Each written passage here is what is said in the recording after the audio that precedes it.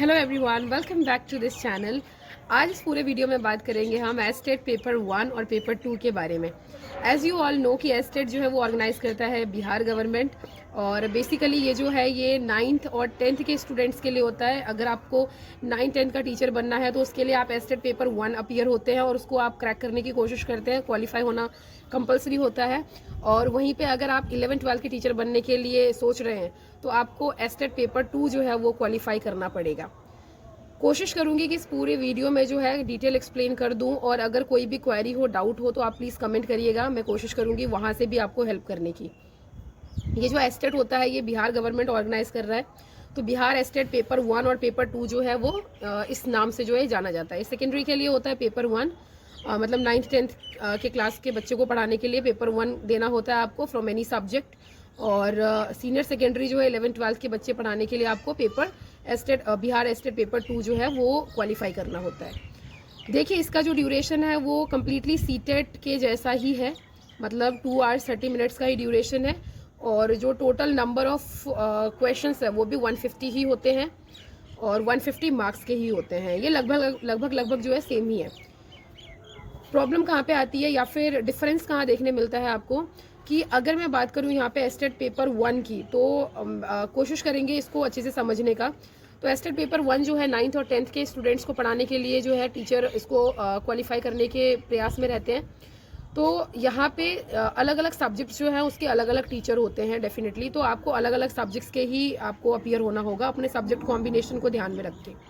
तो अगर हम मैथ्स की बात करें, एस्टेट पेपर 1 मैथ्स की बात करें, मतलब 9th और 10th के स्टूडेंट्स को मैथ्स पढ़ाने की बात करें, तो मैथ्स का पेपर किस तरीके से आता है कि उसमें 100 क्वेश्चंस जो है, चाहे किसी भी सब्जेक्ट की बात करें, अगर मैं साइंस की भी बात करूँ ना, तो यहाँ पे 100 क्वेश्चंस जो है वो साइंस के आते हैं, सब्जेक्ट स्पेसिफिक होते हैं।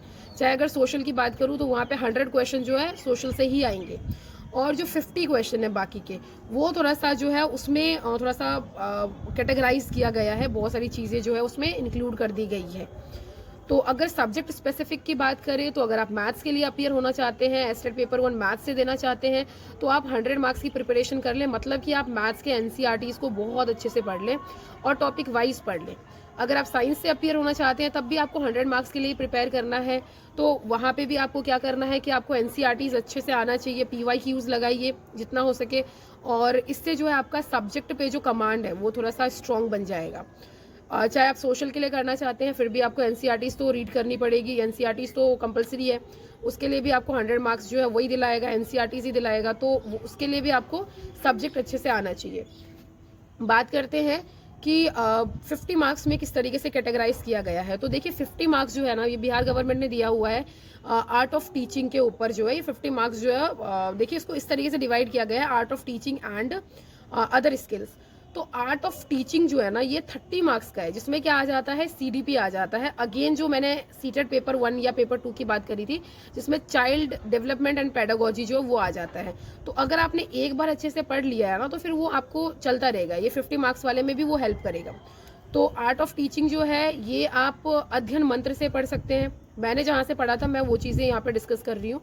और ये अध्ययन मंत्र से जो है वो रोहित वैद्यवान सर हैं, उन्होंने आर्ट ऑफ टीचिंग का पूरा एक प्लेलिस्ट जो है वो दिया हुआ है इस चैनल पे, तो आप वहाँ से प्रिपेयर कर सकते हैं। 30 मार्क्स आपका वहाँ से हो जाएगा, जिसमें ऑब्वियसली सीडीपी आता है, और उसके बाद थोड़ा सा रिविजन हो जाएगा। एंड अदर स्किल्स में ना जैसे 20 मार्क्स बची है तो उसमें अदर स्किल्स आता है, तो अदर स्किल्स में क्या क्या आ जाएगा, जीके, जीएस, रीजनिंग और मैथ्स, ये सारी चीज़ें जो है मिला के 20 मार्क्स का हो जाता है। तो जीके, जीएस और रीजनिंग इन सब के लिए मुझे नहीं लगता कि वो अलग से प्रिपेयर करने की कोई नीड है, ज़रूरत है तो सिर्फ इस चीज़ का कि ये चीज़ें तो आपके डे टू डे लाइफ में होना चाहिए, जीके, जीएस और ये रीजनिंग या मैथ्स। अगर आप किसी गवर्नमेंट एग्जाम की प्रिपरेशन कर रहे हैं या आपने सोचा हुआ है गवर्नमेंट एग्जाम में प्रिपेयर होने के लिए, अपीयर होने के लिए, तो आपको ये सारी चीज़ों को अलग से प्रिपेयर नहीं करना पड़ेगा। ये तो ऑब्वियसली आता जाता रहना चाहिए, थोड़ा बहुत तो आपको आना चाहिए, और जब आपको पता हो कि एग्जाम है तो थोड़ा स्ट्रांगली उसको ध्यान देना चाहिए, तो इससे हो जाता है। जैसे सचिन अकेडमी करके है एक चैनल, उसमें जो सचिन चौधरी है वो टीचर जो है वो भी आर्ट ऑफ टीचिंग के, उनके चैनल पे भी प्लेलिस्ट है, वहाँ से भी आप कर सकते हो। तो 30 मार्क्स आपके ऐसे प्रिपेयर हो जाएंगे, वो भी टॉपिक वाइज आराम से हो जाएगा। और सब्जेक्ट स्पेसिफिक में आप जिस भी सब्जेक्ट के लिए अपीयर होना चाहते हैं, आपका जो भी सब्जेक्ट कॉम्बिनेशन बैठ रहा है, तो आपको उसमें 100 मार्क्स का तो प्रिपरेशन करना पड़ेगा। अपने एनसीईआरटीज़ को बहुत अच्छे से थॉरली पढ़ना पड़ेगा। मैथ्स के लिए मैंने एस्टेट मैथ्स दिया था पेपर 1, तो मैं बताना चाहूँगी कि यहाँ मैंने कैसे प्रिपेयर किया था। मैंने जो है आयुष चौहान जो है एक टीचर है, जो टीचर्स अड्डा पे जो है वो मैथ्स की क्लासेस देते हैं। और अगर आप सर्च करेंगे ना एस्टेट पेपर 1 टीचर्स अड्डा, या फिर सर का नाम ही आयुष चौहान, तो वो आ जाएगा। तो मैंने उन्हीं के मैराथन वीडियोस देख देख के किया था। और मेरा तो ऐसे था कि मैंने सिर्फ मेरा चौथे दिन ही था, मतलब एडमिट कार्ड इस तरीके से आ गया था कि 3 दिन के बाद ही मेरे को एग्ज़ाम देना था। तो मैंने बहुत कोशिश करी थी कि मैराथन वीडियोस वगैरह देख देख के कर ले। और ऑब्वियसली क्योंकि हम पहले से ही बीपीएससी की प्रिपरेशन कर रहे होते हैं, तो इतना कुछ हमको आ रहा होता है, तो वो चीज़ें हो गई थी। और मेरे 101 मार्क्स जो है वो उसमें आया था, मैथ्स में आया था। मतलब 101 मार्क्स जो है वो मैथ्स में आया था एस्टेट पेपर 1 में। और क्वालिफाइंग मार्क्स जो है, जबकि फ़ीमेल के लिए अगर मैं जनरल की बात करूं तो जनरल फीमेल में सिर्फ 60 मार्क्स अगर आप ले आते हैं तो आप क्वालिफाइड है। और जनरल मेल में अगर 75 मार्क्स ले आते हैं तो आप क्वालिफाइड है।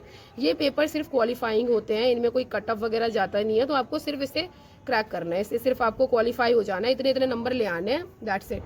तो ये रही बात एस्टेट की, एस्टेट पेपर 1 की। और ऐसे ही एस्टेट पेपर 2 जो है वो भी इसी तरीके से आता है, और उसमें भी सब्जेक्ट कॉम्बिनेशन के अकॉर्डिंग, या फिर जिसमें भी आपने एमएससी किया हुआ है, मास्टर्स किया हुआ है, उसके अकॉर्डिंग जो है आप अगेन 100 मार्क्स का जो है अपना सब्जेक्ट प्रिपेयर कर लेंगे। एंड देन 50 मार्क्स में जो है वो टीचिंग, जो आर्ट ऑफ टीचिंग है एंड अदर स्किल्स है, वो सारा आप प्रिपेयर कर लेंगे। मैथ्स के कुछ टॉपिक्स बता देती हूँ मैं, जिसको अगर आप प्रिपेयर कर लेंगे क्विकली तो आपका एस्टेट आराम से क्वालिफाई हो जाएगा। तो मैथ्स में जो टॉपिक है वो है नंबर सिस्टम हो गया, पॉलिनोमियल हो गया, ज्योमेट्री हो गया, मेंसुरेशन हो गया, प्रोबेबिलिटी हो गया, trigonometry, statistics and coordinate geometry, arithmetic progression and miscellaneous. That means सारी चीज़ें जो है ना लगभग अगर आपने 10th तक अच्छे से एनसीईआरटीज़ कर ली है तो बहुत इजीली हो जाएगा, इतना टफ नहीं है। और अगर आपने 12th तक कर लिया तो वो और अच्छी बात है कि आप 9th 10th के टीचर बनने के लिए अगर थोड़ा सा ज़्यादा भी आपने कर लिया, 11th 12th की भी बुक्स पढ़ लिया, तो आप ही का जो नॉलेज है वो एनहांस होगा। सो इतनी ही चीज़ मेरे को बतानी थी, इतनी इन्फॉर्मेशन देनी थी। अगर इसमें भी कोई डाउट है, कोई क्वेरी है, तो आप कमेंट कर सकते हैं। मैं कोशिश करूँगी कि एक एक कमेंट का मैं आंसर करूँ और आपकी थोड़ी बहुत जो है वो हेल्प कर सकूँ। सो thank you so much for listening and stay tuned, stay connected. Please like, share and subscribe to this channel. Thank you so much.